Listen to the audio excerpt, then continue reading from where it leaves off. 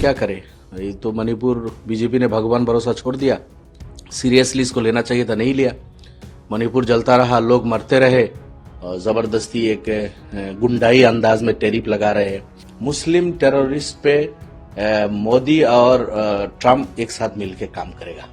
उनको तो 1 साल पहले रिजाइन करना चाहिए था, जब नहीं संभाला गया उनसे स्टेट को। और दुर्भाग्य यह है कि अब मोदी जी अब तक मणिपुर नहीं आए।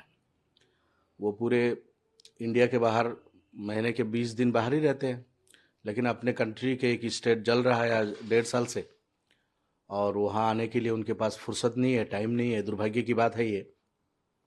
और होम मिनिस्टर को भी जिस तरह सीरियसली इसको लेना चाहिए था, नहीं लिया। मणिपुर जलता रहा, लोग मरते रहे, और वहाँ अभी सब कुछ ख़त्म करने के बाद अब रिजाइन किया।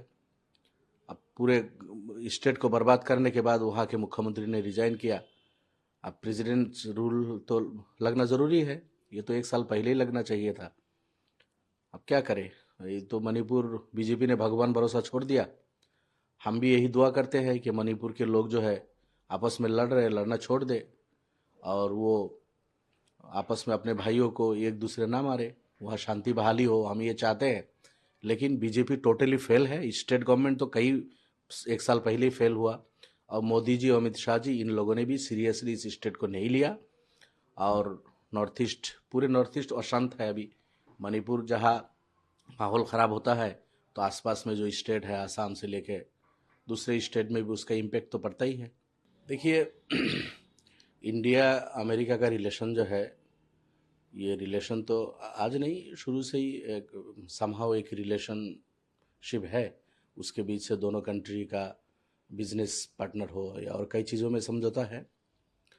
और हम भी चाहेंगे कि इंडिया और अमेरिका का जो रिलेशनशिप था पहले से, अब वो बहाल रहे, और दोनों मुल्क में जो समझौता है वो बिजनेस क्षेत्र में हो या डिफेंस में हो और कई सेक्टर्स में है जो अहम मतलब इम्पोर्टेंट है।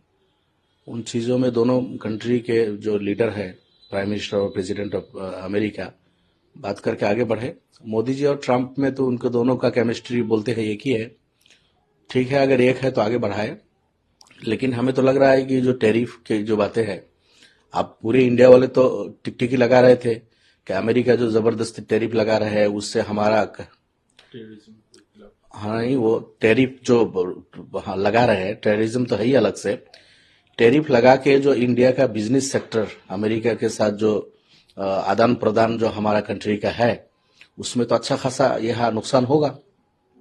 पूरी इंडिया वाले कल तो यही इंतजार में थे कि शायद उस टैरिफ पे कुछ बात हो, और अमेरिका जो जबरदस्ती एक गुंडाई अंदाज में टैरिफ लगा रहे हैं मेक्सिको पे, कनाडा पे, चाइना पे, इंडिया पे और कई कंट्री पे। दूसरे कंट्री के साथ उनका क्या है वो जाने, लेकिन इंडिया के साथ आप दोस्ती की बातें करते हैं। अमेरिका इंडिया के साथ, ट्रम्प बोलते हैं मोदी मेरा बेस्ट फ्रेंड है, मोदी जी भी बोलते हैं कि ट्रम्प मेरा बेस्ट फ्रेंड है। ये होते हुए इंडिया के सामान जो अमेरिका में जाएगा या वहां से जो आएगा, इन चीजों में जो टैरिफ लग रही है, ये तो उससे जो नुकसान हमारा शेयर मार्केट का, हमारा इकोनॉमी का जो नुकसान होगा, इकोनॉमिस्ट लोग ये उसको उपलब्ध कर रहे हैं, बोल रहे हैं।